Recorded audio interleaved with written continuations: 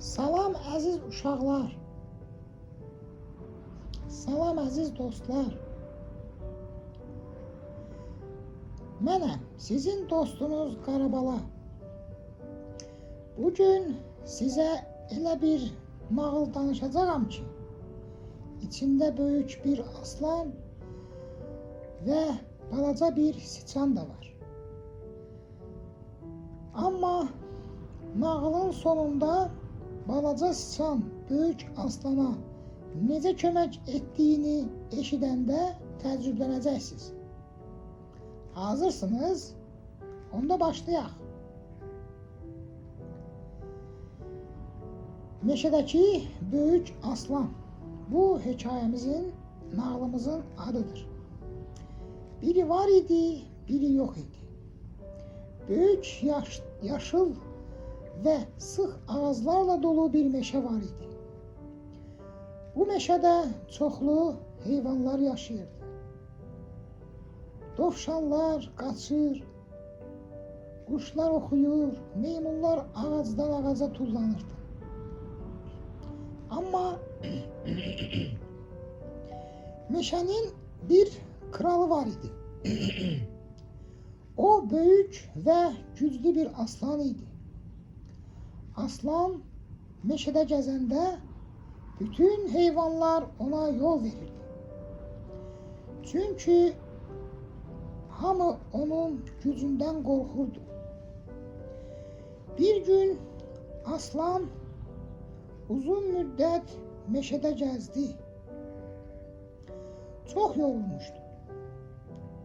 Gəlib böyük bir ağacın kölgəsində uzandı. Biraz keçdi, aslan yuxuya getdi. Meşə sakitləşdi. Amma həmin vaxt balaca bir siçan ağacların arasından qaçırdı. Siçan çox balaca idi. O bir tərəfdən qaçırdı, bir bu tərəfə. Birdən hop beləyib siçan bilmədən gəlib aslanın üzərinə çıxdı. Aslanın burnunun üstünə qaçdı, sonra qulağının yanından keçdi. Aslan birdən oyandı. Vav vav dedi. Meşə sanki titrədi. Siçan qorxusundan yerindəcə donub qaldı. Aslan pəncəsini uzadıb siçanı tutdu. Aslan dedi, sən kimsən ki mənim yuxumu pozdun? Siçan titrəyə-titrəyə cavab verdi. Bağışla məni, böyük aslan. Mən bunu bilərəkdən etmədim. Aslan ona baxdı. Siçan çox balaca idi.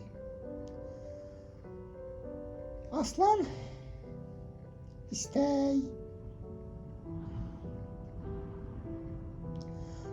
istəsəydi, onu bir anda yox edə bilərdi. Amma siçan yalvarmağa başladı. Xahiş edirəm, məni burax. Söz verirəm ki, bir gün mən də sənə kömək edəcəm. Aslan güldü. Sən mənə necə kömək edəcəksən? Aslan gülməyə gəldi. Çünki öz-özünə düşündü. Bu balaca siçan mənim kimi böyük, güclü aslana necə kömək edə bilər? Amma aslanın ürəyi yumuşaq idi. Siçanı buraxdı. Get balaca dostum, bu dəfə səni bağışlayıram.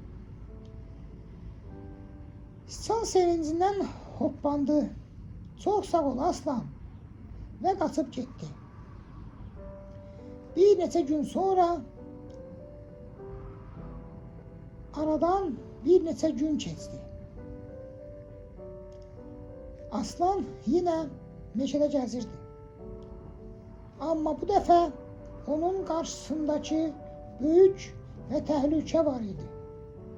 Ovçular meşəyə gəlmişdilər. Onlar ağacların arasında böyük bir tor qurmuşdular. Aslan toru görmədi. Bir addım attı, tora ilişdi. O nə qədər çalışsa da o tordan çıxa bilmədi. Aslan daha da əsəbləşdi. Nərildəyərək, mən bu tordan necə çıxım? O bütün gücü ilə dartındı, toru dartışdırdı, amma alınmadı, bacarmadı. Meşədə onun nəriltisi yayıldı, kömək edin. Amma heç bir heyvan yaxınlaşmağa cəsarət etmədi. Çünki hamı aslandan qorxurdu. Aslan isə ilk dəfə özünü çarəsiz hiss etdi. Elə həmin vaxt balaca sıçan yaxınlıqda idi. Aslanın səsini eşitdi. Bu səs aslanın səsinə oxşayır. Sıçan səs gələn tərəfə qaçdı. Gəlib gördü ki, aslan böyük torun içində qalıb. Sıçan dərhal dedi, aslan sənə kömək edəcəyəm. Aslan təəccüblə baxdı. Sən? Sıçan başını tərpədərək, bəli mən. Və dərhal torun kəndirlərini dişi ilə kəsməyə başladı. Çurt çırt çırt çırt çırt çırt. Sıçan dişləyirdi.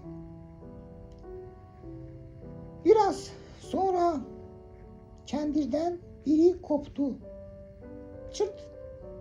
Sonra bir də çırt kopdu o da. Nəhayət sıçan dişləriylə toru qopartdı.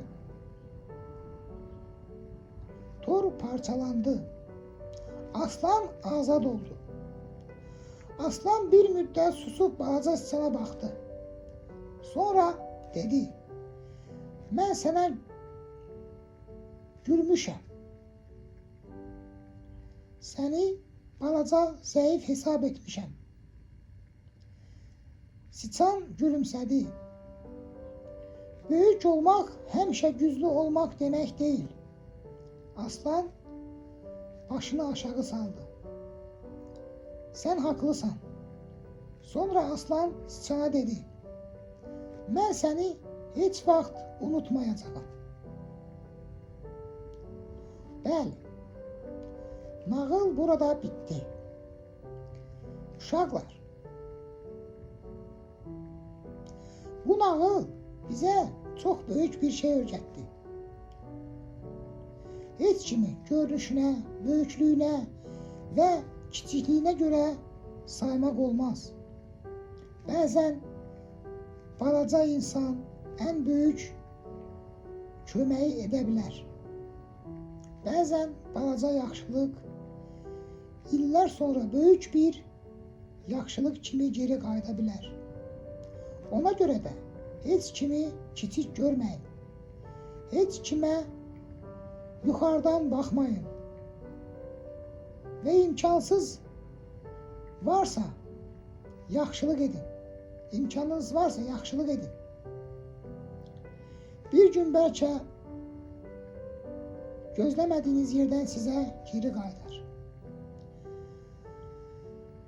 Uşaqlar, mənimlə bu günlük bu qədər.